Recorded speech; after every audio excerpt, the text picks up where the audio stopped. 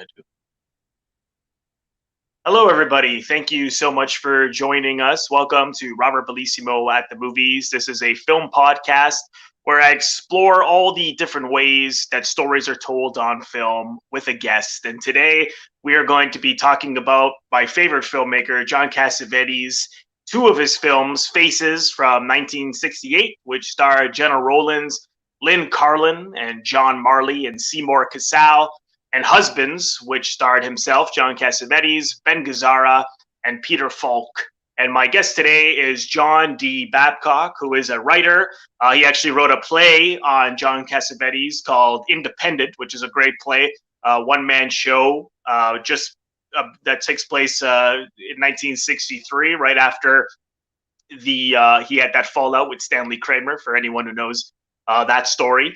And he also he's a freelance writer for Turner Classic Movies. He has a YouTube channel called Sketchworks Comedy, which is also on MOBFI-TV. And he has another sketch show, which will be on the Fantasy Network called The Campaign. So, John, thanks so much again for doing this today. Absolutely. Yeah. Thank you, Robert. Thank you for having me on and for, doing these podcasts. They've been great. Oh, great. No, thanks so much. And, I've done almost all of John's films. After today, I only have Love Streams left. Oh, yeah. So okay. I almost feel like I don't want to let him go, Right. Exactly. Yeah. I mean, you never truly let him go, but on the podcast, I'll have to just do the ones he starred in later, Yeah. Yeah. So, let me ask you a little bit about, because, John, people either take to him or they hate his films, or it's an acquired taste because of the roughness, the complexity, the scenes are long and not people. It's not, as it is not conventional, and it's not always easy for the audience. So when did you first start to get into his films? I think I got into his films a little about 10, 15 years ago, I think it was. But same type of thing I had known of Cassavetes, when I was younger and, exploring film and cinema and all that kind of stuff. And so, knew of Cassavetes primarily from Rosemary's Baby. And then kind of looked more into who he was and other stuff. And I'm trying to remember if I actually sat down and tried to watch one of his directed films at that time, or if it wasn't appealing to me at that time. I think it was the latter. Just wasn't appealing to me as somebody in their 20s. But then as I started to get older, I saw on TCM Crime in the Streets, which he plays like a juvenile delinquent, and it's kind of one of those typical 50s juvenile delinquent city, that kind of stuff. But his performance in that really kind of struck me and grabbed me, and didn't seem like a typical 50s performance by a lot of the contemporaries that he had at that time. It seemed very real. It seemed very current and truthful, and so that really kind of grabbed me. And then I did start looking into it a little bit more and came across I think even before anything else, it was Faces that I watched. And again, just kind of the truthfulness in that, and the way he was exploring these issues of, and I was married when I first saw it. I didn't have any kids, but I was married, and kind of exploring that whole area of relationships and marriages and what it means, and as you get older and all that. And it was one of the only films that I've watched where I forgot I was watching a film. It seemed very voyeuristic and very, I don't want to use the term reality, but it seemed very like we were just watching these people, John Marley and Lynn and Gena. It just seemed like we were eavesdropping on their lives. So that was a bit of a long answer to get to your question, but so you took to them right away, or was it sort of like, oh, I don't know if I'm liking this? I some of them I didn't like, but that not enough to where I was going to shut it off. Right. You know, and he knew that as a director. Well, particularly the freedom that he gave the actors on that film and on all his films. You know, if that's the truth of your character, that they are, you know, kind of tough to watch and not very, you know, not pleasing, not out there to make sure the audience likes them, then go with it. And it works. It works for those films that he made, and it works for those situations. And you know, you kind of have to forget and move away from kind of the mainstream or typical films that you're used to seeing, and realize you're watching something honest and real, and those portrayals are honest and real ones. Yeah. No, yeah, very, very well said. And I think some people kind of latch onto them, or as I said, it stays with them and they go back, they give it another try. So yeah, why do you think he's been so inspirational as a filmmaker? I think it's the way that he. I mean, he is nicknamed the Godfather of independent films. There were certainly independent films before he came along, but he really did it and stuck to it. That was the only way that he could make his film. He couldn't do it within the studio system.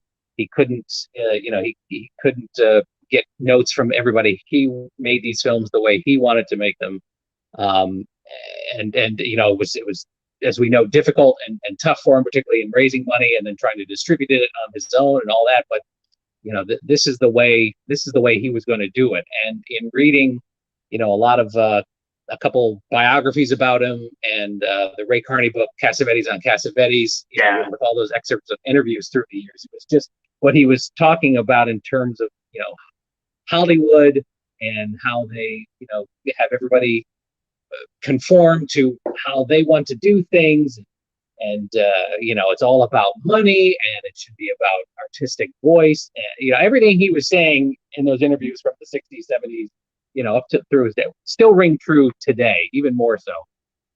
That's true. It was just kind of him being inspirational as an artist in the way that he wanted to get his films made and his films done, and done it his way. And whether an audience member likes it or they don't like it, either way, they're going to have a reaction. And that's what he wanted to get an honest reaction out of people. Yeah, exactly. That's how I interpreted it anyway. No, very well said. And I think to just get up and go in the streets and make a film. I mean, as you said, there are other people who had done that before him, but they often were in a very kind of niche market in New York or LA, and it was maybe would play late night somewhere. But right. Once Shadows came around, it had done, as it done quite well in Europe, and that that's where the new wave guys who are writing about movies, Truffaut, Godard, you could certainly see the inspiration in something like 400 Blows or Breathless.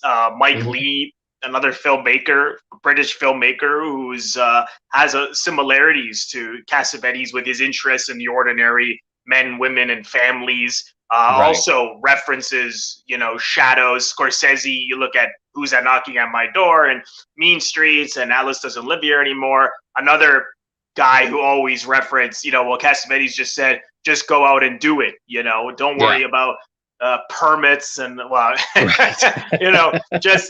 just go on in the streets, have your story, and whatever you have to do to get it done. And certainly people were not mortgaging their homes and going into debt at that time. I might be wrong about that, but I mean, he was someone who took these enormous risks from as far back, as Shadows. He went deep into debt, and without any studio backing, and it certainly led the way, not just in America, but in Europe, for people to start doing that. And then you could see 70s until now. I mean, people really owe a debt to, you know, Cassavetes in his sheer, you know, his sheer commitment to something that really had to be said, that he felt the story that you know, things that were not being seen in Hollywood movies, like the middle class, you know, ordinary men and women. It's, you know, who took at it. He really took at it not just to do it as a job, but as a real need, as a real, right. You know, it's like he didn't have any other choice. He just had to do exactly. it. He had this desire. This is, you know, this is what I want to make, and it's all or nothing. And I'm gonna make this.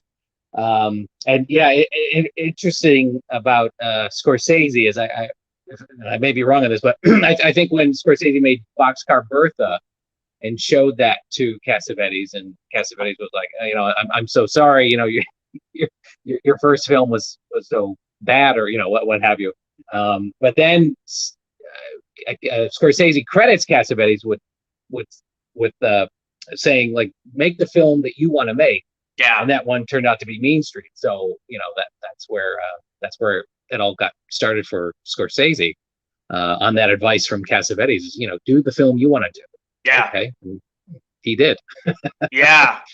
Because I mean, he was certainly trying to fit into the Hollywood mold, you know, and, you know, even by starting off with the, you know, these no offense to Corman, but, you know, his films are not at the highest caliber. I mean, there are some that are, you know, absolutely. A lot of people owe debt to Carney as well, but it was not personal filmmaking most of the time. Right. Yeah. And, you know, I always thought it was interesting too about Kubrick, where he kind of, you know, was funding his own small films to get started, but he then was able to work within, you know, quote unquote, the Hollywood, even though he was living, you know, later in London, 8 hours or whatever it is ahead of Los Angeles. He was still, he had that kind of same, and he wasn't making the same type of personal films as Cassavetes in terms of, like, relationships, although, you know, that certainly plays in there. But it was interesting how Kubrick was able to make the films he wanted to make his way, yet still work within that system, whereas Cassavetes was not able to do that. So anyway, kind of in speaking of, like, auteur filmmakers, that always kind of struck me as interesting. Is, you know, Kubrick was fine with how he did it, but Cassavetes couldn't operate that way. Yeah, there were certainly some who could make it work, because they're, you know, in Kubrick's case, his films were always financially successful, so he was able to have so much license to Scorsese to an extent. You know, he was a little more of a roller coaster ride in terms of box office. But yeah, there were those like John. You know, you look at Shirley Clark, and it's just they were so, you know, they were just so unconventional. There was just no way. Obviously, John went on to try, you know, with, like, even Minnie and Mouse. You know, people forget Minnie and Moskowitz was a studio film. You know, and same with you know, Gloria and even Love Stream's it was by Canon, but that was funded. He didn't have to go and, you know, dig. No. So he was always trying, you know, and even what we're going to be talking about today, as you know, like, you know, Columbia financed about half of it, right? So it's you know, but I think he just ultimately knew that he needed to just do this on his own, because no one was going to fight for it the way he wanted to. Or go behind his back and, you know, change it. And that was another, you know, which your great play is about, which I love. That moment. Though in the Chinese restaurant, if anyone doesn't know the story, Cassavetes made 2 films, studio films for Paramount, and The Child Is Waiting, which we've also reviewed on this channel, was taken away from him and re-edited by Stanley Kramer, and to the point where he hit him and punched him in the face, and they got into and you know, that would be like today punching the head of Netflix in the face, you know. Like, exactly. Stanley Kramer was huge, So, he figured his career was over, and he was sort of throwing up in a Chinese restaurant across the street, and Right. John's what am I going to do play. now? And Exactly. And John's play is him reminiscing in his life in the washroom, and where is he going to go from there? Which I really like. So really, how many times has it been done? A couple of times you got it produced. Yeah, right? a couple of times.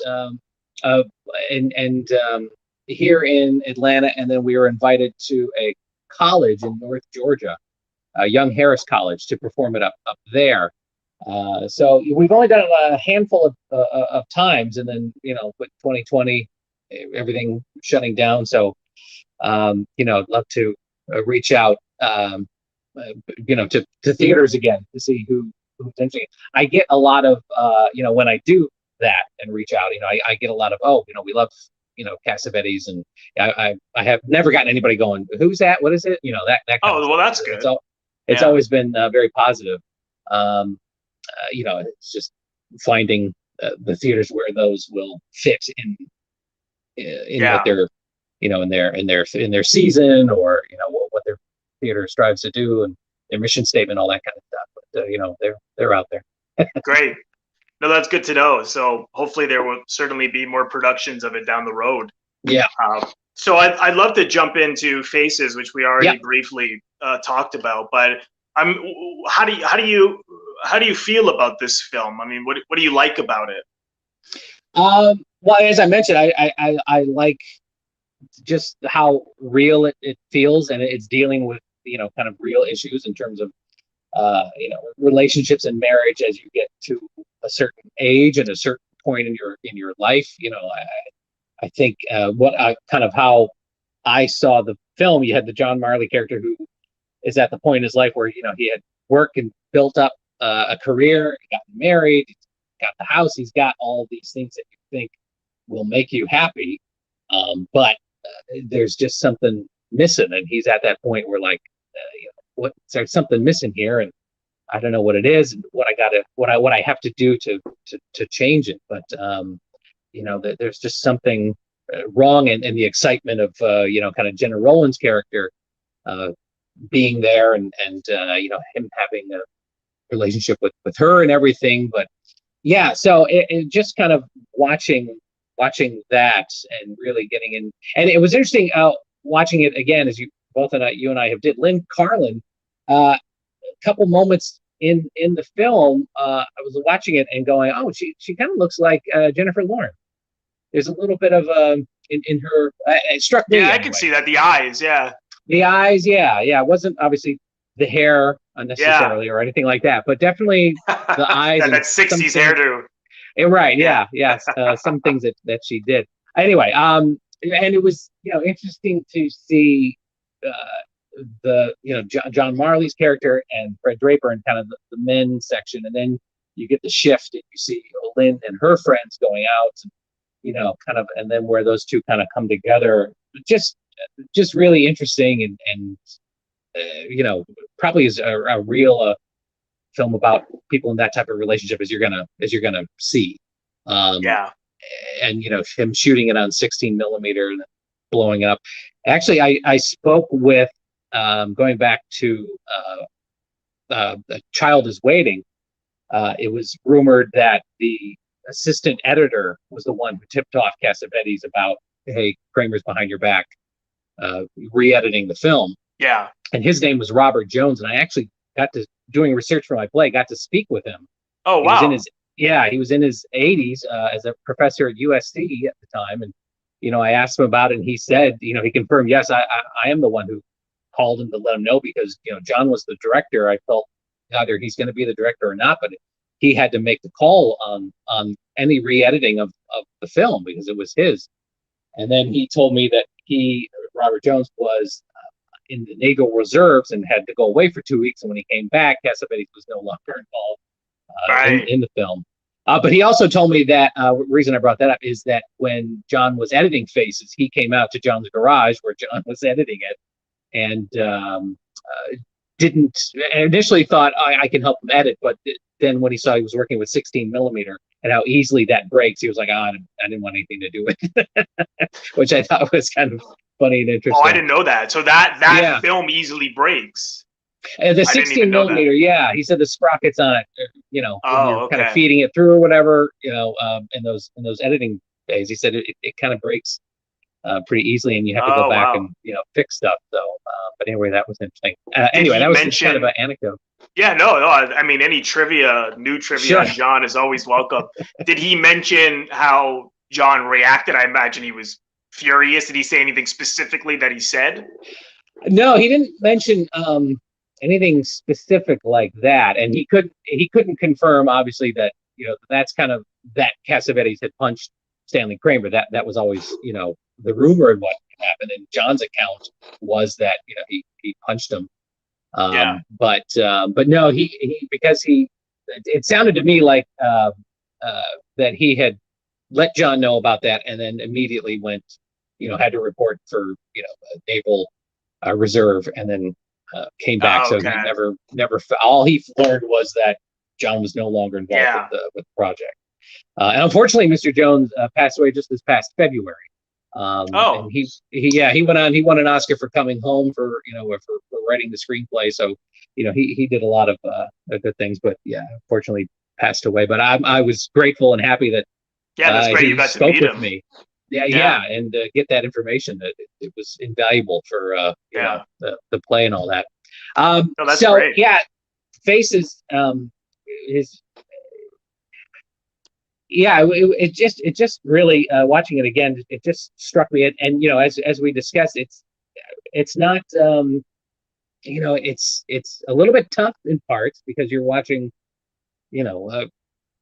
something that's real amongst these characters, but it's just a real interesting, and it's one of those, like you said, that does stay with you, the relationships with everybody and where they are in marriage and life and everything. It really, he did a great job in delving into those subjects and getting the reality out of those moments, and just as and just lighting it by just flooding everything with lights and letting the actors move, and the camera will follow. And instead of what he hated was, okay, come here, hit your mark. Oh no, we got to do it again because there was a shadow in the thing, and you have to.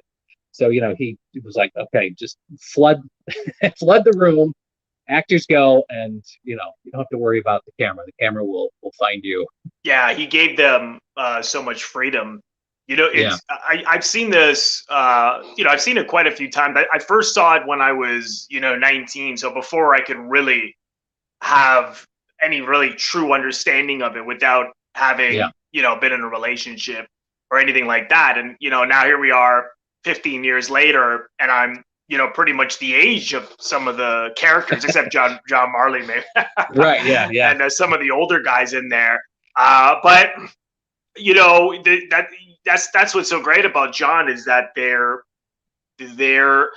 every time you watch it, you have a different experience. You discover something you hadn't discovered before, because, as you know, John, these films are so subjective. He doesn't give you all the answers. He doesn't give you all of the psychology behind why the characters are doing what they're doing. They go along really doing things, and you get enough of an idea as to why. But then, you, John, may think John Marley did something for a reason that I think is for a different reason.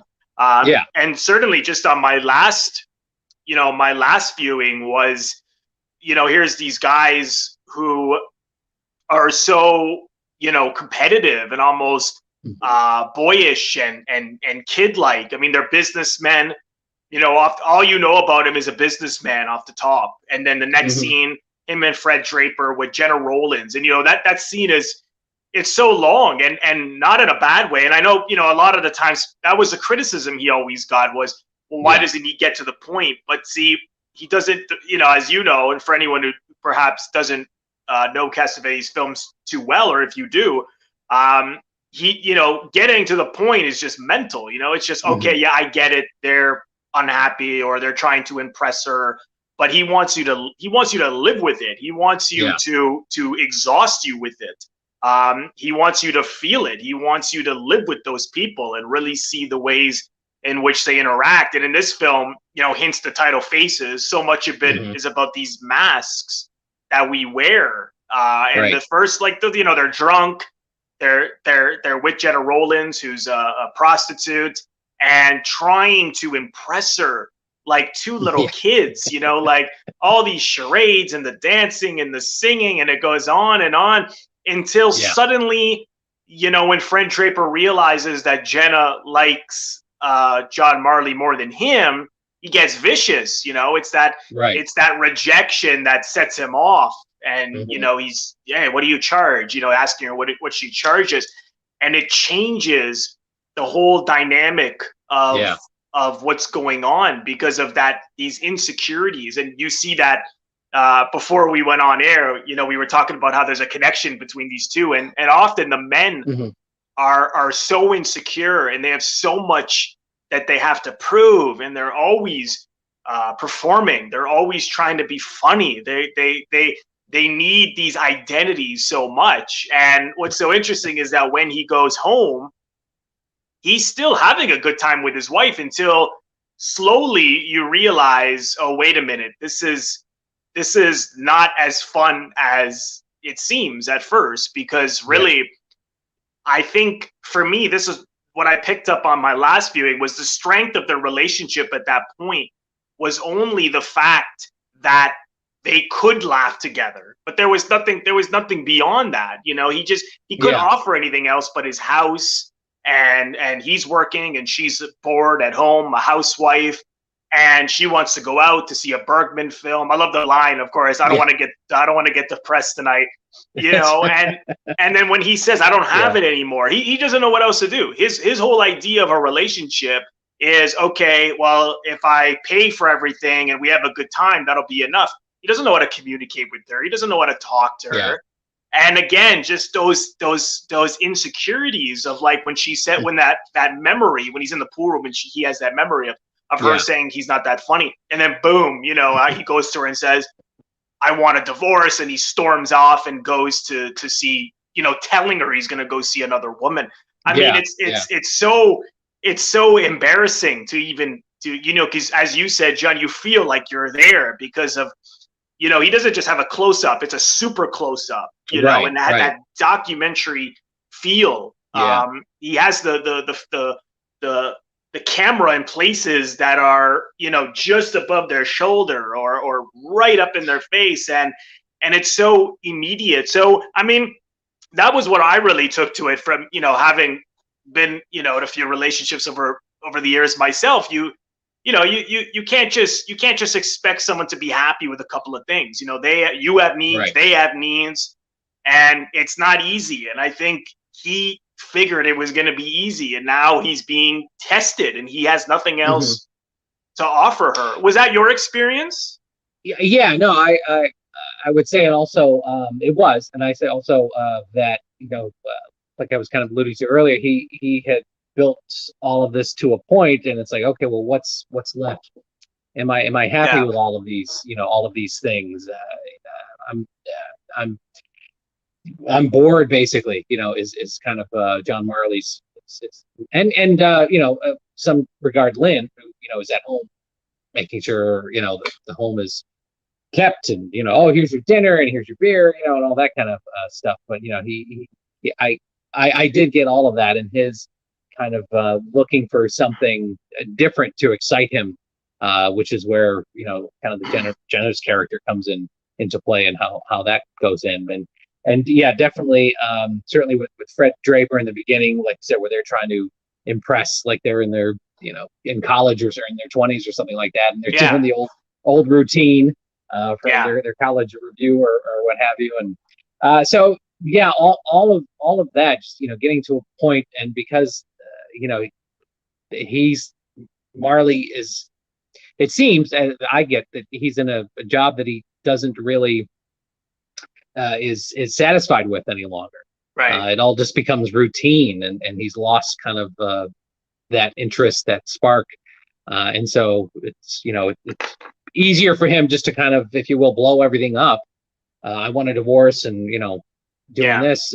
He's almost like an addict in that sense. It's almost like he needs You know, it's like the guys who always have to go out, the guys who always have to be having fun. I mean, Right. he can't, you know, he's just not. None of the men are really in touch with how they feel about anything, and that's why Yeah. they often are resorting to adolescence. You know, Yeah. Fred Draper has that line, which I never caught before until I watched it the other night when they're waiting for Gena Rowlands to get changed, and then hey, wasn't it great when we didn't have to worry about our wives and kids? And I never heard that before. I just, you know, Right. that's the thing with John's movies is that I remember the dialogue less. I remember the interactions much more and Right. what happened between the people. But they're written so naturally, and they're not distinctive in a Shakespeare or a David Mamet sense, where the dialogue is so biting and so has its own distinctive language. You know, Yeah. they're just very much the way people talk. I mean, do you find that you remember the interactions more than the dialogue, or combination of the two? Yes, yes, and that's why going back and watching it every so often, you pick up more, because you're right. I remember more of kind of the feeling of the film, and the uncomfortableness of, you know, how the characters are in some of those scenes, and how wild it got in some of the other scenes, versus, like you said, versus the dialogue, because the dialogue is a lot more natural, and more conversational, if you will, in some areas. And so going back then watching it later, do pick up on those lines that stand out, like, oh, you know, what a great pithy thing to say, or, you know, what have you. So yeah, it is that more remembering the feeling of the film, versus you know, you're going to need a bigger boat or something like that. Yeah, exactly. It's like you remember. I mean, there certainly are lines I remember, but much less than I would in something like The Godfather, that has so many classic Hollywood, as you just referenced, Jaws. You know, I think I'd be curious to hear what you think, but I think in a conventional film, if they were going to tell this story, likely they would have had the Marley and Lynn Carlin meeting before they were married, showing that they were so in love, because and having more of an establishment and a build up, and then everything else would have been like that. Those long sequences, they would have been chopped up into montages, and it would have been so much easier for the audience. But you see, for anyone who doesn't know Cassavetes films, or if you do, everything that John and I are saying is not necessarily something that anyone says or sees, but because he doesn't give you all the answers, you have to then go away with it and think, well, why is he suddenly wanting a divorce? Not that it's a big chaotic mess. He gives you enough so that you can be involved and participate, which, you know, as you know, John, a lot of movies lack. They're so, you know, there's nothing necessarily, you know, like I you know, there's plenty of movies I like where it's all very direct and straightforward, but at the same time, you know, I think people are often afraid to have an audience be confused, or they feel like they've got to make it so clear, or else no one's gonna like it. Right. You know, and Cassavetes was big on not thinking for the audience, in terms of, you know, writing those scenes that are very you know, I can't think of the word, expository, and letting you know, okay, this is who they are, and, you know, XYZ. Whereas, you know, Faces, I mean, the first time we meet his wife is when he comes home for dinner. I mean, and you obviously you connect, or, you know, you can put the pieces together right then and there. You don't need to see old home movies of their wedding and, you know, going off to their honeymoon. You know, you don't need all that. You know immediately, which is great about Cassavetes films, is you don't have to, you know, nothing is spoon fed to you. No. You know, some films, and, you know, we're not knocking other films that do go into that, which, you know, a lot of them are needed and are helpful, but, you know, Cassavetes had a way of not wanting to provide too much information to the audience. Audience has to come to their own conclusions on these films, and you know, that's what he really liked to present. Faces is a great example of that. Yeah, for sure. And that's so much more closer to life because all the time we see things happen, and because we don't know the people, we don't know why. And then our minds Right. go into, well, I bet you it's because of this, that, or the other. I bet you they're a Yeah. couple. Meanwhile, they might be brother and sister, or God knows. So we kind of do that in life in a way, but we're not used to consuming stories in that Right. way. We want, people hate, and myself included, sometimes you don't want to be confused. Your mind wants to know the answers because you feel like you're lost in the story, lost in the plot. But you have to just, to watch a Cassavetes film, you have to just let go of that and just watch the way these people are really not communicating, and then Yeah. True. reflect on why that is. Did you ever read Ray Carney's other book, The Films of John Cassavetes? No, I didn't. I didn't read that one. Does he? I Really imagine he good. goes more into just the Yeah. movies themselves versus. Okay. Well, yeah, I mean, and that was a big part of what he said was, if you're, we need to know everything. And if when we're very uncomfortable that we're watching something where we don't know Yeah. necessarily all of the answers, and you can't watch his films that way. I even, as many times as I've seen Faces, I even was finding getting frustrated and, well, why might he say that? And then you just got to let it go, and then Right. you'll reflect on it, and Yeah, and it's ultimately about it, feeling it. It's ultimately, Yeah. and he's certainly, by the end of it, as much as these people are performing and carrying on because that's what, out of their insecurity, I feel as exhausted at the end. It's a really, it's so Yeah. emotional. It is, and I think that goes back to my first experience watching it. Felt like, oh, I forgot I'm watching a movie because Yeah. like you said, the documentary style, but then just you're feeling more everything out of it versus, like, as you say, as we mentioned, quoting lines from it or anything like that. So Yeah, absolutely. and Absolutely. obviously in 1968 when that came out, it just was kind of in a way a revelation. It was certainly different than everything else that was nominated. I know he got nominated for original screenplay or script written for the screen. I think that's how they did it. And Lynn got supporting actress and that kind of stuff. So and then Cassel, the Seymour got nominated as well. I always find that so interesting that this guy, because this would have been before Independent Spirit Awards and there's so many awards now.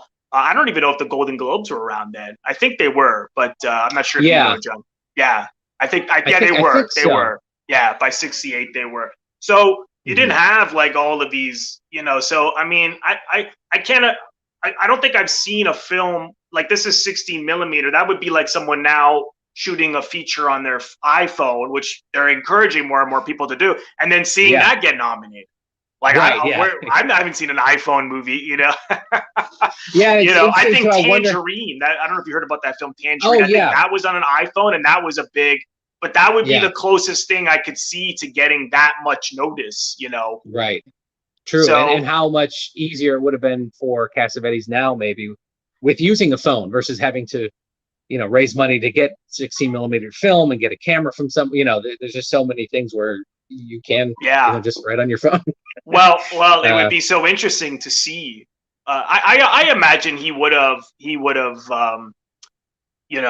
embraced digital. I mean, apparently he loved film and like he loved theaters, and even when I'm sure even when like they wanted to put his movies on VHS, he wasn't crazy about it. He was just I want people to go see it but that could just be product of his time, right? So I imagine later on if they were like, well, John, either you shoot it on a phone or you don't do it.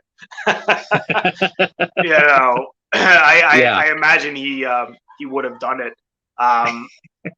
But I also, what I love so much about the contrast between the men is very much the males in the first half, them going out. And then, Lynn Carlin, you can imagine that the reason she's going to that, go-go club is to get back at her husband, or Right. to do what he's doing. And Yeah. here's all these women, but you see, they wear masks in a different way. They're reserved. They're they're well educated. They the one woman says she's takes care of a house of 5, and they're more conservative minded. And here they are with they take Seymour Cassel home.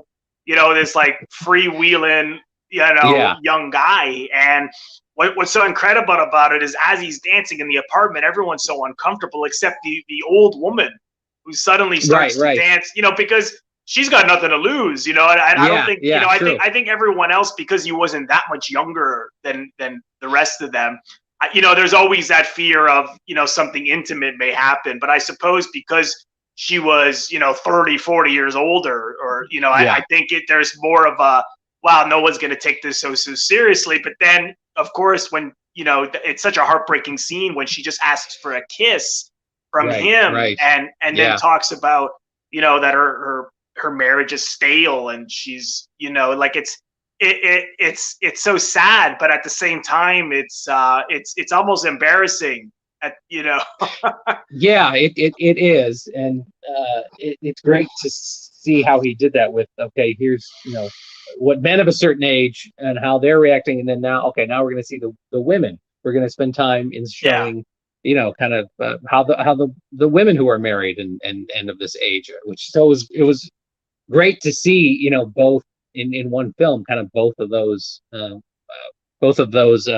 point of views on it. And you're right, them bringing him, them almost as I guess cougars, if you will, bringing home Seymour, and dancing, and none of them, it's almost, I think too, as you mentioned, they're a little bit reserved, because they like that kind of feeling and attention and whatever Seymour's young man is bringing. At the same time, they don't want to get too invested into it. Yeah. So it's a nice little dance there with that, and played and done wonderfully by everybody in there. And another thing too, I think we need to mention is that Cassavetes, in I think all of his films, he had kind of seasoned, quote unquote, seasoned actors, but then also newcomers. Like Lynn had never made another film before this. She was a secretary for Robert Altman. And that's how Cassavetes met her. And Fred Draper at this point mainly had done like theater, but had all but given up kind of. He's in a lot of his films as well. And he was so great. I haven't seen him in much else, other than outside of John's films. So I don't know, maybe because he worked with John, no one wanted to work with him. I don't know. Because John didn't have the best reputation, right? As Hollywood, as a director, anyways, amongst his Hollywood peers. No, that's true. But it was great of him to want to give work to his friends, but then also to kind of, as he talked about, mixing somebody seasoned actor like John Marley with Lynn Carlin, and as a director, he did kind of pit those two. John at one point was like, I'm getting nothing from Lynn. How can I act?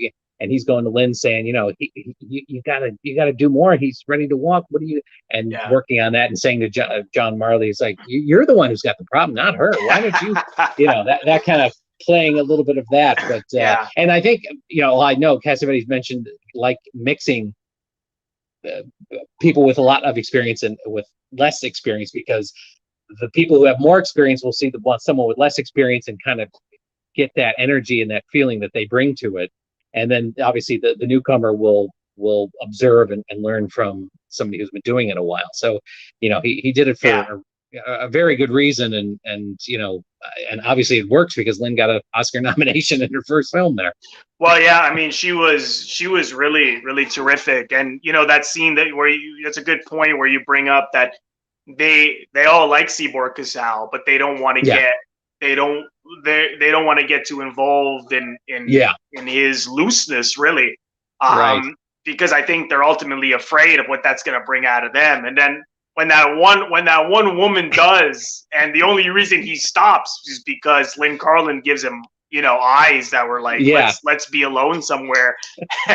And then when she, when we're embarrassing ourselves, and that's another. It's so embarrassing the way, because here's a woman, she put herself out there, and she's this reserved woman, Yep. and ultimately starts to dance and sing, and then he says, well, we're embarrassing ourselves, and the way she responds was so authentic. Just, how dare you? I have a college degree and I take care of a family of 5, and storms out. Yeah. That's what's so incredible, is that everyone is, they're, what's the word I'm looking for? They're not thin-skinned. They're all pretty thin-skinned, and they can just get offended and take something in a certain way, more so the men, but the women as well. But the women were more articulate with their feelings. The men just wanted to fight, right? Exactly. John Marley wanted to fight Val, and when he showed up, Val Avery, when they showed up, he came back after he said he wanted a divorce, and those other two guys were there.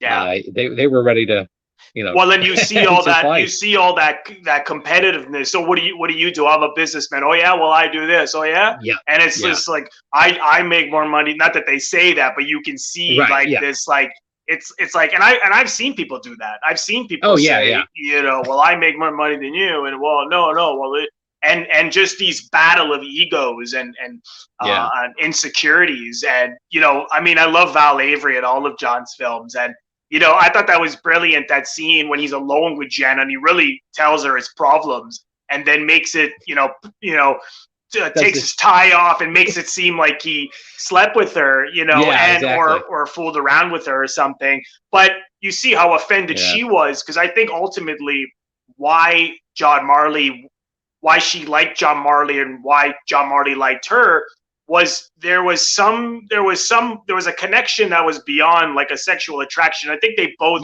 saw that there was a genuineness that they wanted to share with each other, Right. And you see that later when he says, be yourself. And when she leaves, it's so devastating. You see the tears, right? She doesn't know how to, and he doesn't really know how to. He just carries on, right? But it's true. It's such a remarkable film. He always said his films were optimistic in the end. This one's a little hard to see the optimism. The only thing I can think of is because he doesn't leave. He doesn't storm off that time. He stays. And interest. I always connected with that, the fact that the two of them were like on the steps, and they were just sitting on not that they went to the living room or somewhere, but I don't know. I just hit that ending there with the two of them on the steps, and just sitting there and not really talking, but just being there. Anyway, that sharing the cigarettes and right. Yeah. Well, and because what we had seen the night before was he left, and again, he doesn't. She cheated on him. He cheats on her, and I think that just. I think he realizes, what am I getting so worked up about? I'm doing the exact same thing. Yeah, exactly. But it's, another thing is he often had women try to commit suicide. You see that in this film. Right. You see that in Too Late Blues. You see that in Minnie and Moskowitz and Woman Under the Influence. Is it in? I haven't seen Opening in a minute. Opening night, no. There's no, no. But it's she drinks a lot in that. Yeah, a lot of drinking. That's true. A lot of drinking. in a lot of his films. He certainly understood he really understood people, but particularly these very common. I guess today they would phrase that as. I was listening to another podcast on husbands, which we're talking about next. So, this is a study in toxic masculinity. And like, I think I can see from a 2021 point of view, someone watching this and saying that. But as you know, I don't think Cassavetes would ever look at that and say, well, I'm going to study. This is just what he saw. And he made all these people human. Their flaws, they were certainly highly flawed, and certainly had good qualities and insecurities and problems, and only in touch with certain emotions, and I don't think, but it was interesting to see these people who were watching it for the first time and saying that. And I thought it's not that they're wrong, but I don't think it's quite. I don't think it's quite what he was going for. You know? Not at all. And well, no, I don't think he was, because he had always said he doesn't like films with a message. These aren't message films. Yeah, exactly. You're seeing in Faces, you're seeing, you know, a hiccup in a middle-aged couple's relationship. You know, the reality of life and middle class, and, you know, everything with that. But it's not. He's not trying to say anything with it. He's just showing it. This is how it is. This is, you know, an example of this, and take away from it what you will.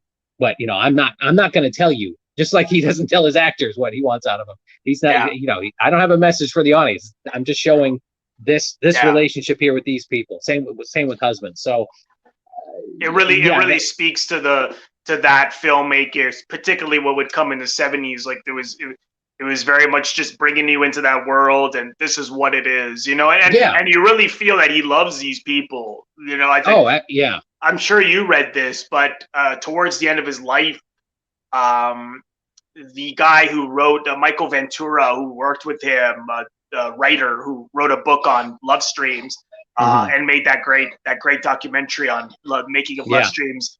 He was showing one of his films, maybe it was Faces or something, and he said, oh, you know, people really responded to the, you know, to the men, just hated the men. And he laughed. He says, I love men. We're so stupid. You know, we're so silly.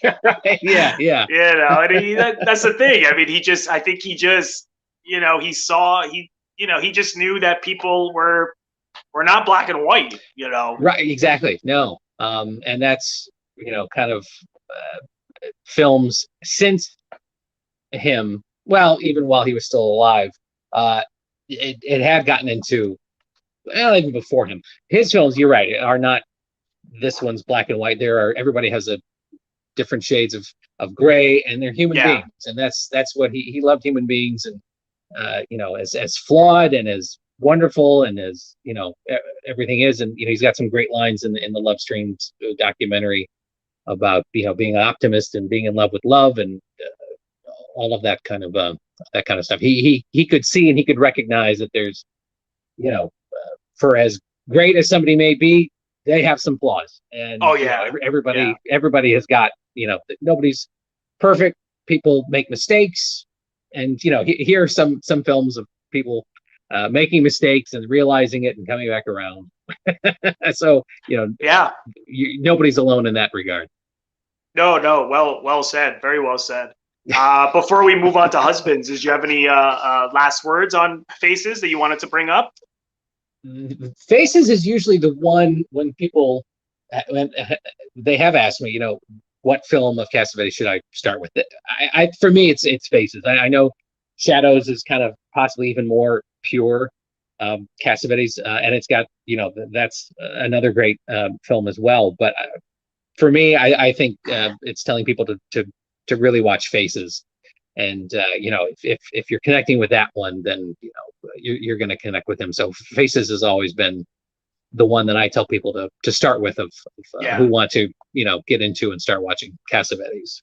For me, no, that's a good place to start, because it's certainly it's certainly perhaps the furthest he went in terms of, you know, this and Both Husbands. They have these, as we said, these long sequences. I think the stories also allowed for that, because they both take place over like 4 or 5 days. So whereas, you know, his later films took place over a period of months or you know, at least a month or so. So he could have a scene, you know, be 10 minutes and stuff like that. But if anyone, of course, you know, I always recommend the Criterion box set, which has Faces. If anyone's listening to this as a podcast right now, what I'm doing is holding up the Faces DVD, and it's 2 discs, and the special features are phenomenal. Of course, there's a great 45-minute interview with Cassavetes in 1965, which is amongst Cassavetes fans well known as he's editing. It's a funny interview too.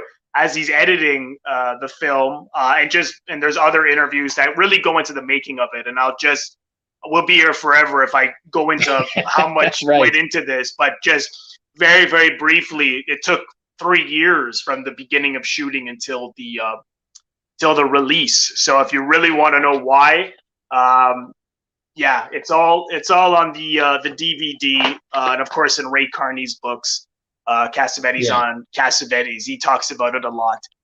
Just head to the chat box. Paul Zenev says, interesting, he saw both Faces and Husbands and some other he just saw them, other Cassavetes. #1 fan. JC acted in some good films as well. Yeah, I agree. Yeah. I think he was a great, as much as I love his films and his direction, but I would put his acting up there. Yeah. With that, Which I kind of mentioned earlier in a film like Crimes in the Streets. His acting style really stood out from everyone else, just because it was so natural and real, and it wasn't Brando, it wasn't James Dean. He was being Cassavetes, really. Yeah. And he is a phenomenal actor. Yeah, he was definitely the top, one of the top at that time. It's also interesting that I don't think people realize, and I didn't really realize it until I read. Actually, I don't know if you read Accidental Genius, this book I'm pointing at here.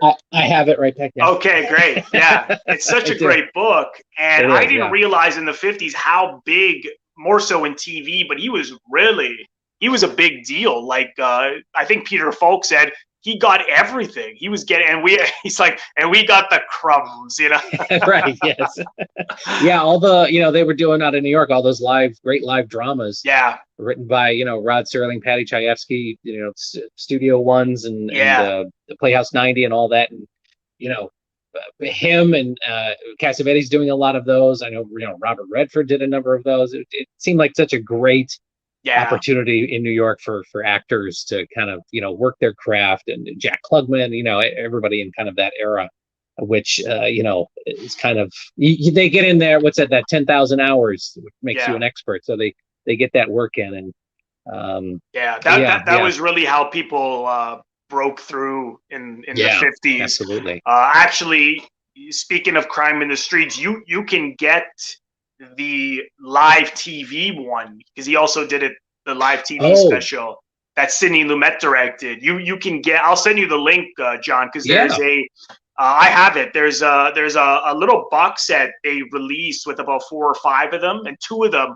are with Cassavetes. One is based on Crime and Punishment, which is pretty good, and the other is Crime in the Streets. So cool. It's not as good as the film, but because it's shorter and they have to extend it for the feature, but it's quite good.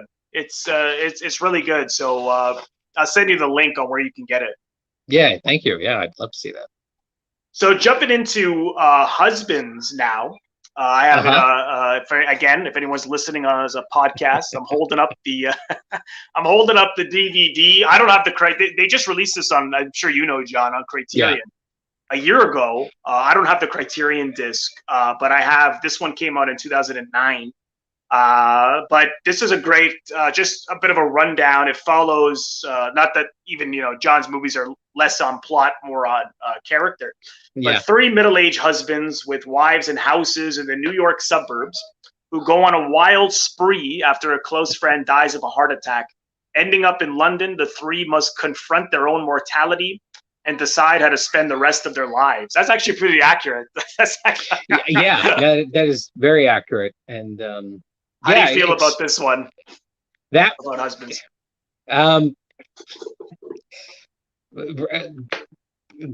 Really good. I mean, that was another one when I first saw it. Well, I didn't see that one until I was a husband and also a father. But that also connected really strongly with me.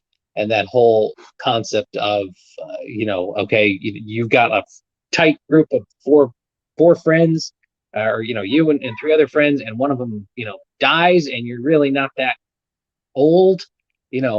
What does that mean, and how do you even process that? And I don't know. I'm trying to think. I don't think, because Cassavetes didn't talk too much about his older brother who died in his 30s when Cassavetes was in his 20s, but his older brother was like 32 or something like Yeah. that. But I know from a little bit that I've read about that really resonated with Cassavetes. Yeah. And also was like, okay. And of course, the funeral scene off the top is in the cemetery where his brother's buried. Yeah, exactly. So I know that, you know, that had an impact, obviously, with him and realizing, okay, well, this all could end at any time. What do I want to do? And I want to make sure that I'm doing what I want to do. That's a good point. Yeah. Yeah. And so, so anyway, that subject line and that through as a premise for husbands, and then and it touches a little bit on slightly on the same some of the same areas as Faces in terms of, you know, your middle-aged men and what are you gonna what do you do? Is there more than this? You know, what can we do to, you know, keep things going? And they have a little blowout. But it's interesting to me is you know, they go out, they drink at this bar, they get sick, they try to go to work. Ben gets into a fight with his wife and tries to go to work, and then they're like, forget it, we're going to London. They go there, and it never really. I mean, in most films, I think you'd see a time when all of them would be just you know, living it up at the Kings of London, and there's always, they never really. I mean, they do eventually bring girls back to their women that they've met, you know, back to their room, but none of them really again, it's that awkward thing. None of them really have that, hey, we're the Kings of London now, you know. Whereas I think a movie in someone else's hands would have them being, you know, living it up and meeting all these women and being, you know, throwing money around, winning money. They go to the casino and they lose money. So it again, that realism, and that is what is going to happen for that. And there's never really a time where they're really, even with the women, it's awkward because they haven't done that in so long, and you know, it's just awkward. But it's so awkward. Very awkward, but you know, it's so, again, real and genuine. Yeah, I mean, it I really enjoy. I really enjoyed you know, Husbands. The more I watch it now that, you know, I've been married for a number of years. And me too. Yeah. You know, it's funny because I probably have seen Husbands more than I've seen any of his other films. Yeah. For some reason, I always I mean, there's something about just the three of them together that is so they're just like made for each other, these guys, you know, like they all kind of look, they have similar looks, you know, and similar temperaments, but also very different, you know, in other ways. And I think in this case, in what, you know, these, again, we're talking these long sequences in Faces, in order to really have the audience live with the people, experience it emotionally, get to know them, seeing the ways in which they interact. He goes even further, in my opinion, here, you know, because, you know, I actually timed it when I watched it the other night, the from the beginning until the 50-minute mark is them throwing up in the bar. Like the whole hour, the whole first hour is, you know, right off the bat, the friends die, you know, we're right in, the friend dies, you know, all you see is those pictures of them hanging out at a pool. Again, you don't see a build up. You don't even see the other husband, and boom, we're in the funeral. And, you know, he really found a lot of humor here. You know, he said he framed it as a comedy, particularly just, you know, leaving the funeral and looking at the coffin and the limousines, and Peter Falk saying, "I didn't like it." You know, it's just, that's right. People get very formal.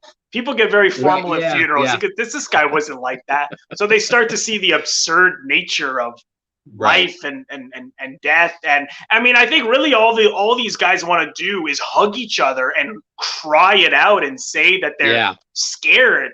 But again, just like we were saying about, you know, it's common for men to be taught, you know, not to cry, not to be scared, not to show that you're scared, and then really to only be in touch with their anger and to be tough and confident, and this really injures men, and I think John, I can't think of two better films that show that than Faces, exactly, and Husbands, yeah, and I think that's all they want to do, but they don't know. So their way is to try to escape all those things, go swimming, play basketball, go get drunk, and that every time that sequence, the drinking game in the bar starts, I gotta take a couple of breaths because it is so cringeworthy, and they are so horrible to that poor woman in the red hat. I mean, why do you think they were so horrible? How did you take that? Well, in reading about them making that, if I recall correctly, but he tried it several different ways. Cassavetes tried that bar scene several different ways, and he wasn't happy with any of it. So that's why everybody in the bar ended up at one table, and they just started going around singing and Falk's taking off his shirt and all this kind of stuff. And they just kind of shot it as like, okay, well, everybody come around here, let's just try that. I think by and large that sequence there is pretty much improvised, and there was more yeah, exactly. There was, and it's true, often John's films were scripted. People thought they were all improv, were scripted. They weren't, but this one, he did say, and I don't know if you heard this, John, but he did say half of it they're improvising on camera. Did you ever hear that? Yeah, I think so. Sure. For this one, and it was, like you said, it was more of, there is a script, but that sense of, as I don't care if you get one word right.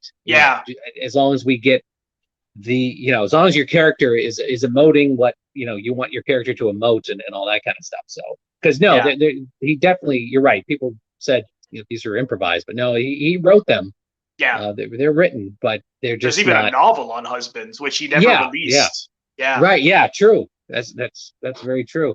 And and going back with Cassavetes Falk and Ben Gazzarra, it was always interesting in reading, I think it's in the Carney book, where he pitched that to the studio, who liked it, and he said, "Who are the stars?" "Well, it's me, Falk, Ben Gazzarra." And it was like, "Oh, it's never going to work. You have all the same hair color." You got to put a blonde in there. Yeah, that's right. Yeah, you're insane. Yeah, you have the same hair color. That was the guy's critique. Yeah, they certainly didn't like, I mean, it's funny that he shot this in color, but really it could be a black and white film. I mean, it's really, they're, even the way they're dressed, they're in, suits, white shirt, and those rooms, the bar is black. The bathroom is black and apparently, I don't know if I'm sure you know this, there's an interview on this DVD that I have. I'm sure it's also on the Criterion release, and the director of photography said to John, "These rooms are black. How the hell am I going to shoot this?" And he's like, "I don't know. It's your job." But and I thought the cinematography is beautiful. I mean, because really it doesn't matter that it's behind them is dark, but you focus on the faces even more so, and they're pretty well lit, and that's all John really cared about. I mean, you don't walk out of his films thinking about the cinematography or the the suspense sequences and the editing and because I mean, he certainly had very innovative designs that you just don't feel it as much. It's looser. It feels as if there is no design, but really, particularly when he edited it, there really was, go ahead. I think his quote about that was, if the performances on camera are good enough, it makes the cinematography look better. Yeah. Because that's when you'll notice it. And it also reminded me, along the same time as I was kind of doing research for the play, I was listening to when Peter Bogdanovich was doing those interviews with Orson Welles for his book. Oh, the book, yeah. Yeah, but on YouTube somewhere is just like 3 hours of Bogdanovich interviewing Orson Welles in Mexico and in California. And they just let the tape machine go. Anyway, Bogdanovich brought up to Welles a somebody asked Charlie Chaplin, or somebody said to Charlie Chaplin, why don't you have any interesting camera angles in your films? And Chaplin's response was, well, I don't need interesting camera angles. I'm interesting. Right. And so that to me was also the same lines of, Cassavetes films. We're watching interesting people. So you don't need necessarily all these, interesting camera angles, because you're watching interesting people. So yeah, and they're anyway, so no, it's a good point, and they're so relationship driven. There's so much about them, and they're it's not people on the run, or a suspense film, or a thriller, or a horror film where you perhaps would need a more technical design to it, special effects or what have you, but here it's all about those people. Interestingly enough, as you know, John, he would later go on to play with more, quote unquote, conventional elements, like opening night, he has a ghost, and his scores became a little more prominent. I mean, you can barely, there's barely any music in Faces and Husbands, like a little bit there. He certainly, it's interesting because I always think it's important to bring up, because I think often people think, he just picked up a camera and shot stuff. But no, I mean, surely there was a looseness and a freedom. But if you watch his films, they're films that are unconventional, but you can see how you can put them in a cutting room and cut them in a very conventional way. And even this film, as I'm sure you know from reading Cassavetes on Cassavetes, he had edited it in a way that Columbia, they were loving it. They thought it was hilarious. And then when he got them to sign, he conned them, right? Well, sign here, just so I get final cut. I got a little, I got a little more work to do. And no problem. Sure enough, he changes the whole thing. And but you really could really take them, because they're not slice of life. They're certainly bring you into life, but they're all heightened realities. I mean, how often do people, their friend dies and they get drunk and they swim in basketball, they go to London, have affairs? That is not slice of life. No. But yeah, it's interesting for those characters, and that's their response to their friend dying is to kind of basically again blow everything up and run off to London and for some excitement and meet women there. But again, in the light of day, I mean, that scene with Cassavetes and Mary, that's her character's name. After kind of the morning after, where they're having the coffee and it's raining outside. And he kind of it's kind of he realizes what he did. It's never gonna work, and he's got a little bit of regret there, and then she runs off and slips in the rain and everything. And that scene is so hard. That scene is so because you feel so bad for her, because really it's he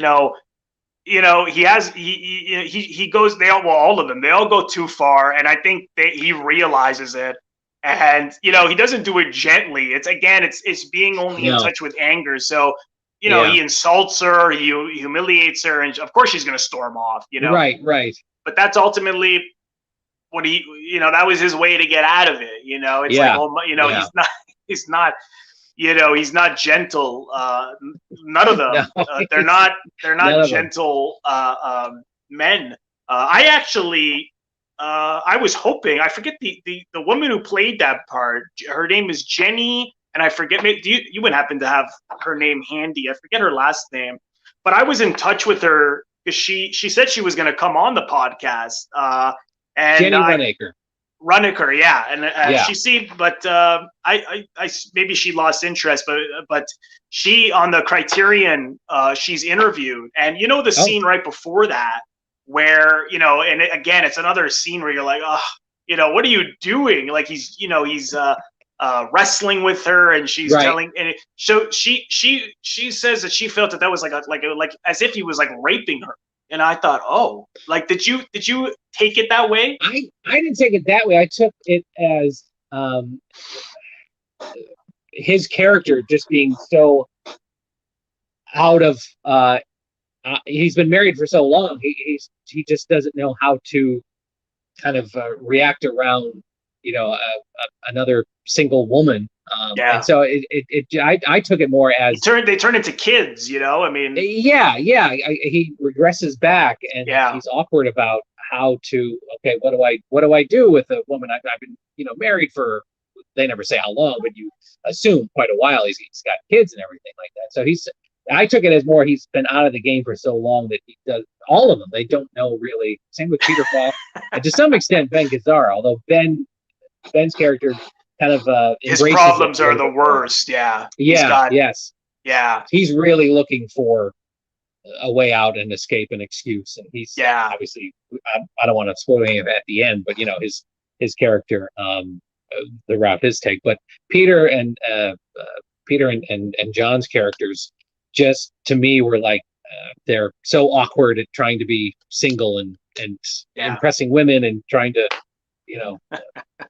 get them interested in them, because they've been out of it for so long. It's it's so cringeworthy, and when I think back of it's been a while since I've partied or gone or gone to bars or clubs, like when I was in my early to mid 20s.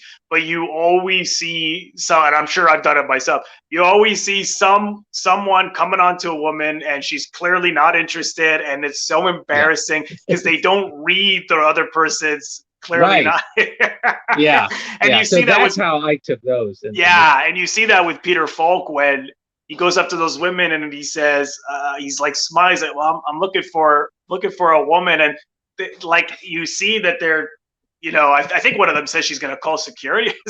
And it's so embarrassing. I mean, Cassavetes, I think, gets to the blonde, the woman, Jenny Renaker, much more. Because he's charming, but he's also so strange, he's saying weird shit. That scene where he is ordering, they're at the casino and he's ordering the drinks for the two of them, and he says, "I can drink you under the table."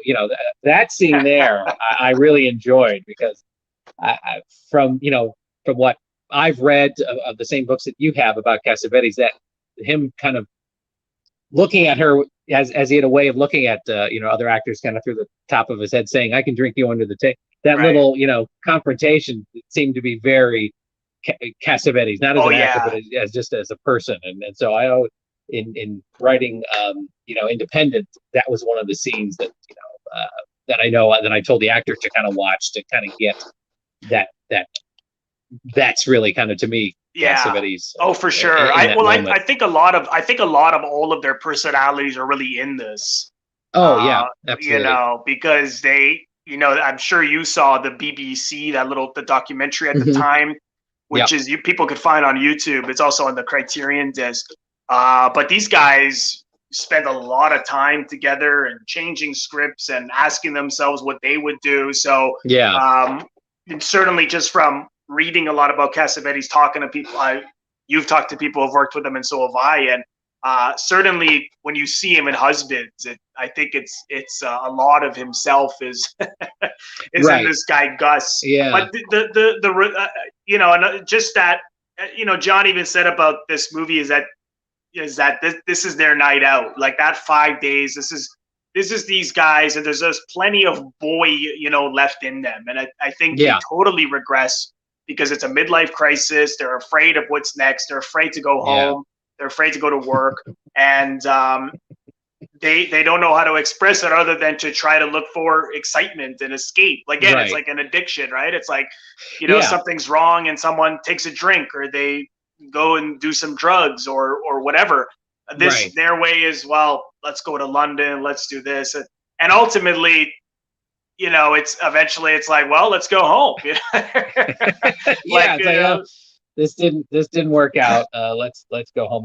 And to me, I think in Husbands, the ending of Husbands, when Cassavetes' character, that to me is such a perfect moment, such a perfect ending. I love that I've ever seen in a film. I mean, it's I don't want to, for anybody who hasn't seen it, you and I have seen it, but the ending of Husbands. We don't worry about spoilers here. It's a 51-year-old movie. Yeah, that's true too. But in watching the whole, thing, the first time I saw it, and then get to that ending, I was like, oh, that is so perfect. That is just, I've never seen such a perfect ending to a film.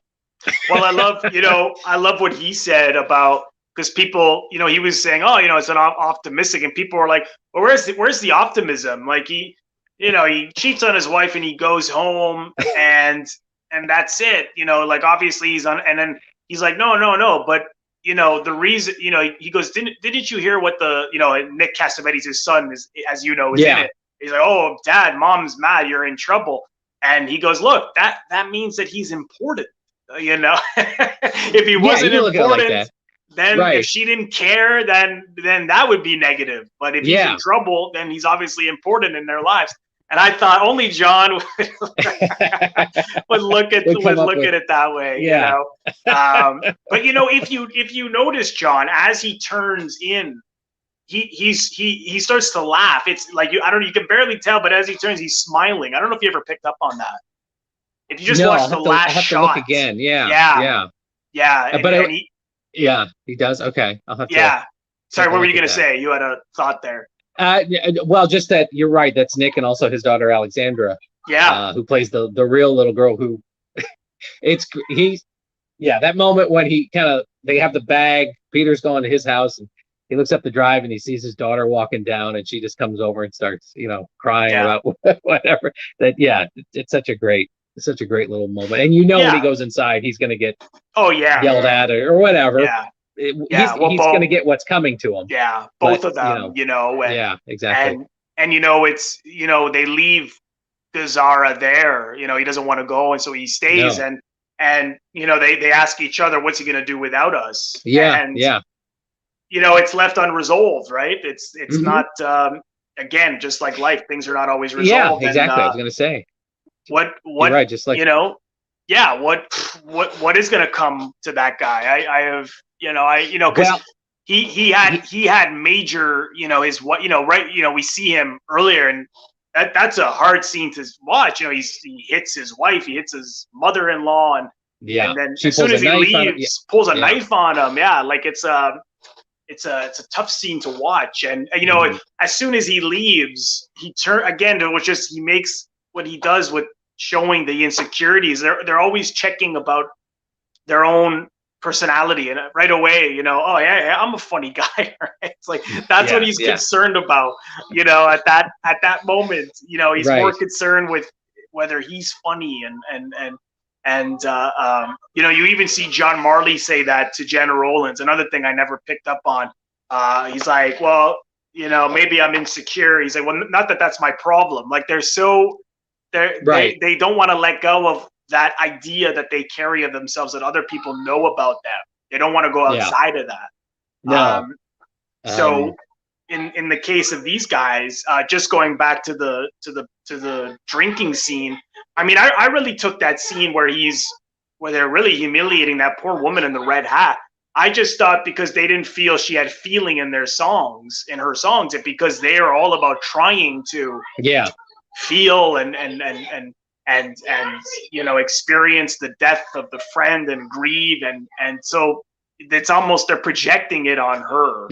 That's how I saw exactly. it. I don't know if I can see that in saying that, or hearing you explain it that way. I can definitely see that, because they're not getting, and it may have been a case of them not getting what they wanted out of the actress.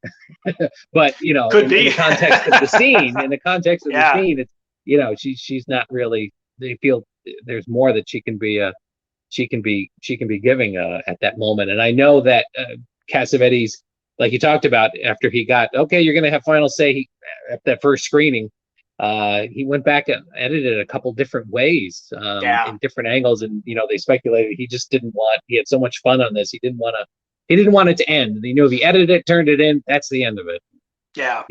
Wasn't ready to give that up. Right, and there's a 4-hour version. Gazzarra said, there's an interview with Gazzarra even on here where he said he still thought of course you couldn't release that, but right. He thought the 4-hour one was the best. And I read his memoir, Ben Gazzarra, which is great, and he really had it out with John about because then then he was cutting a lot of stuff that Ben thought was his best work ever, and they got into a huge fight about it. But that's all in Ben Gazzara's book. They kind of touch on it in that infamous Dick Cavett interview, you know, when they all go on go on in character and drunk and you know, embarrass themselves, and Gazzara he mentions it, but it's a tough film to see, but I don't, it's great if people will stay with it. I mean, you know, you're going to see something interesting and special, and actually mentioned in the Ray Carney book that Cassavetes was toying with the idea of a sequel called 3 Days in Rochester. Yeah, I read that. Yeah, following the Ben Gazzara character, I guess, coming back and, you know, having to go to Rochester or something. Oh, like that. So I think that would have been interesting. Yeah. But and then kind of with Cassavetes and Ben Gazzara, when they did The Killing of a Chinese Bookie, right before they had to shoot the scene where they were going to shoot, you know, the bookie, John was like, "Do we have to kill him?" And Gazzara was like, "John, the movie's called The Killing of a Chinese Bookie. Yes, you have to. We have to shoot this." Yeah. But, you know, he just didn't like violence, or you know, that kind of violence, and was looking for a way out, and you know, so that kind of artistic differences, I think, existed, or at least, you know, that kind of collaboration between John and Ben Gazzara. They had enough respect for each other to, you know, kind of get in those type of disagreements artistically, and, you know, not take obviously anything personally, but, you know, all for the better of the work. So you know, you can't fault either of them. But Husbands, another great one, and it interesting too that John's first 3 films, Shadows, is all one word: Shadows, Faces, Husbands. Right. And then, you know, he gets into more into deeper into the 70s. But yeah, those first 3, Shadows, Faces, Husbands, just minus one word. Minus the studio. Yeah, films. Exactly. Yeah. Minus the studio films. Yeah. Just his by himself. But Faces and Husbands are almost, you know, kind of flip sides of the same coin, if you will, in some regard. Yeah, I think it was really an extension. Like, actually, the comment in the box, question from Paul Zenev, he asks that, are Faces and Husbands companion pieces? Yeah, we were touching on that off and on. I mean, I certainly think so. I certainly think in terms of the temperament of the people and their problems and their standing in life, I think he really was.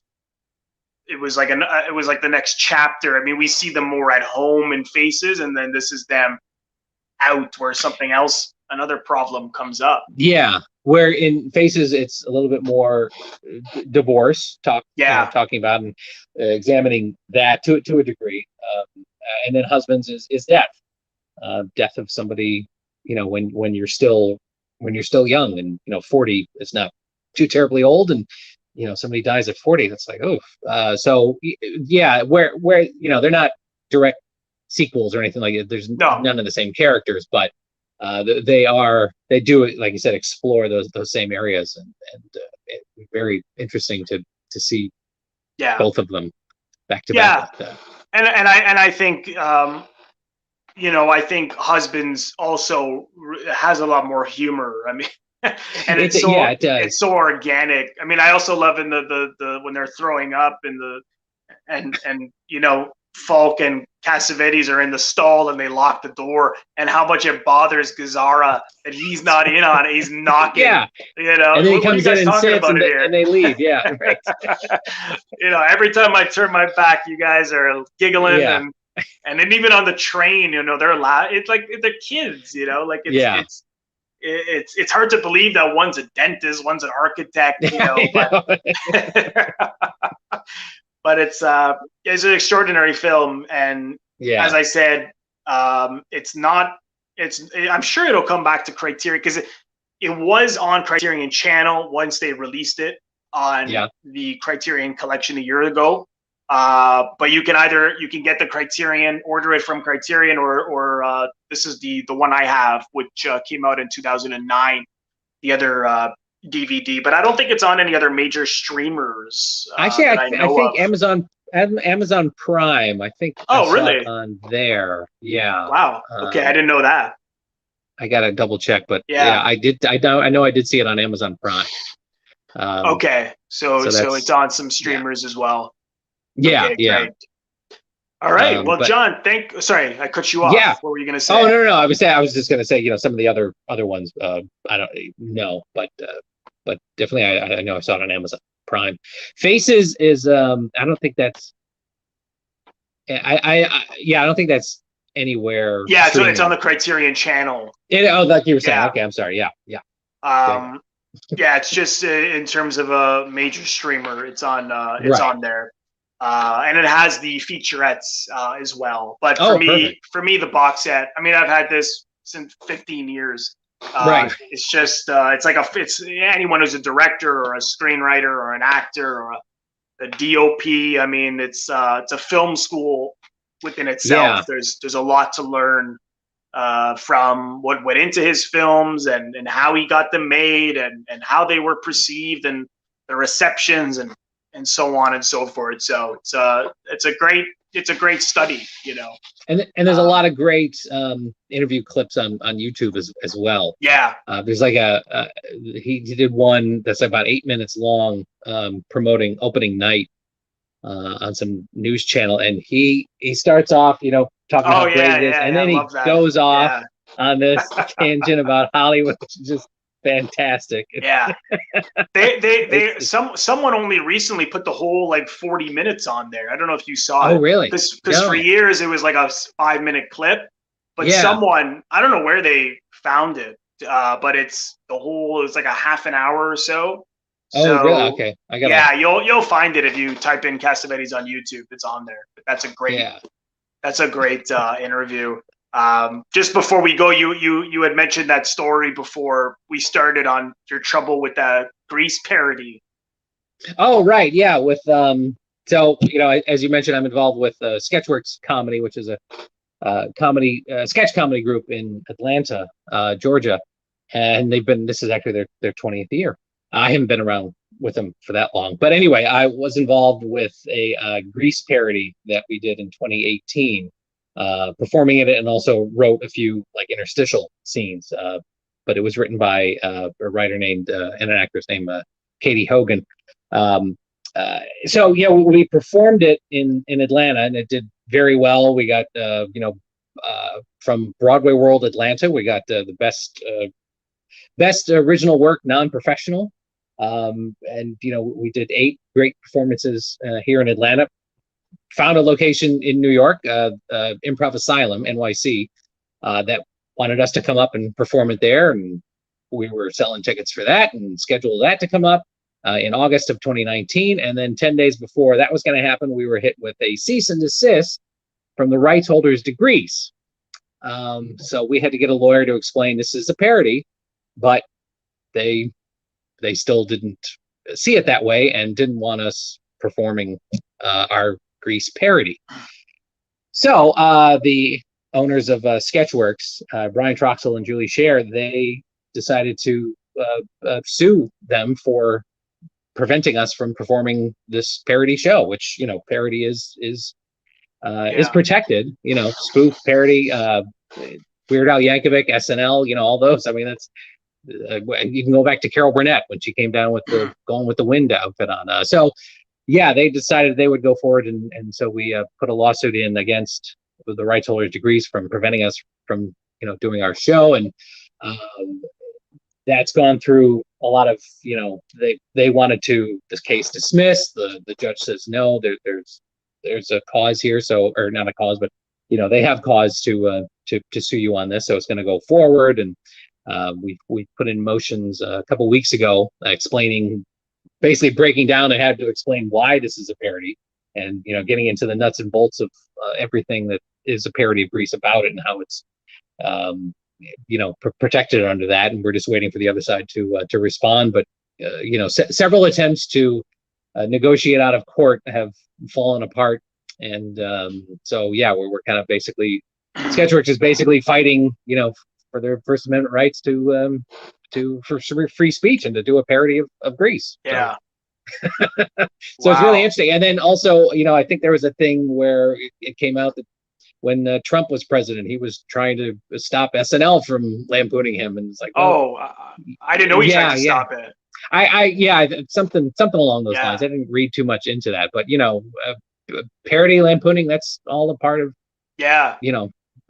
life and creativity and theater. So we're confident, but we don't know, but we hope things will go our way, and then we can. The theater up there has said, once this is all settled, you can definitely bring it back. There's certainly enough has been some press about it, so they're happy. Yeah, well, that'll only help, right?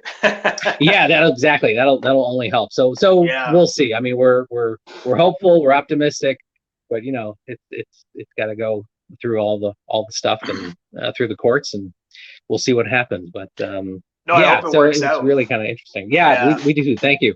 We've gotten a lot of support from people that we know, and even outside, that have just been kind of following this, and we kind of publicized it a lot when it first happened, and did some interviews and got to talk about it, and actually a couple of podcasts as well.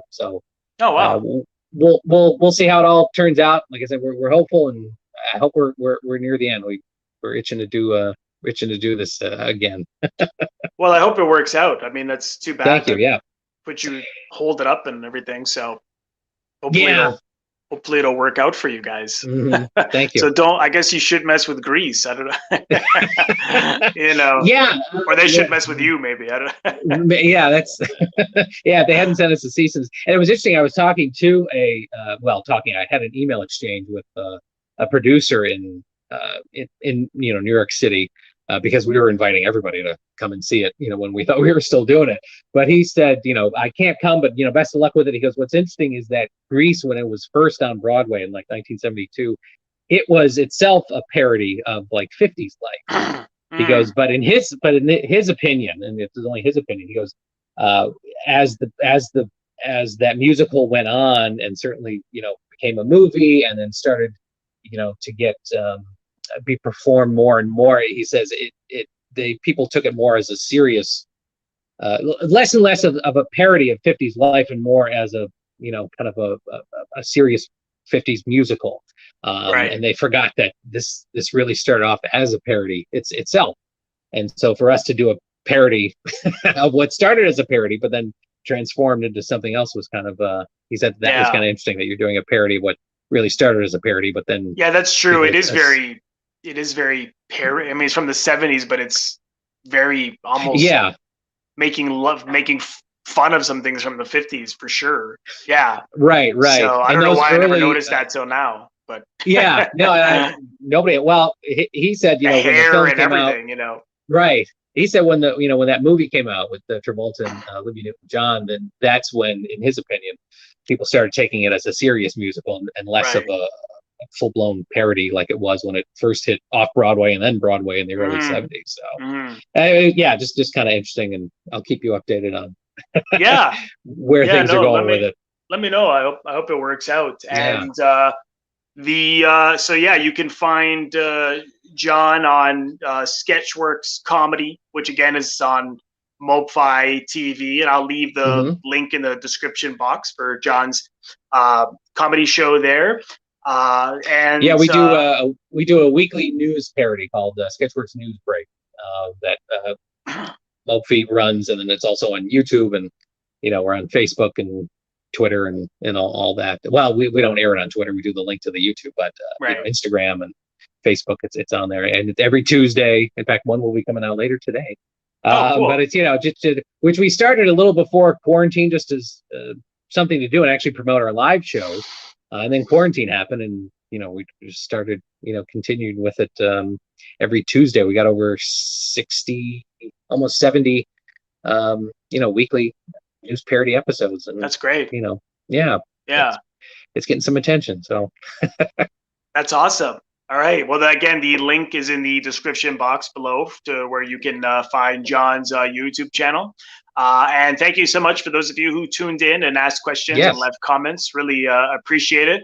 And again, if you haven't seen Faces or Husbands, go check it out. And even if you haven't, see it again, because it's different every time you see it. Yeah, you'll definitely take something away Yeah. every time you see it, you view it, and I like that about film. Some films you watch Me over and too. Yeah. it's just kind of entertainment for entertainment's sake. But to go back to films that have something and to take something away, Yeah. every time, it's really kind of special. Yeah, no, that's certainly my favorite kinds as well.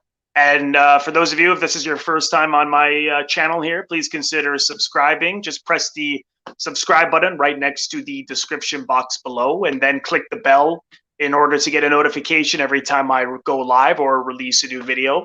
All right, John, well, thanks so much, and we'll see everyone soon.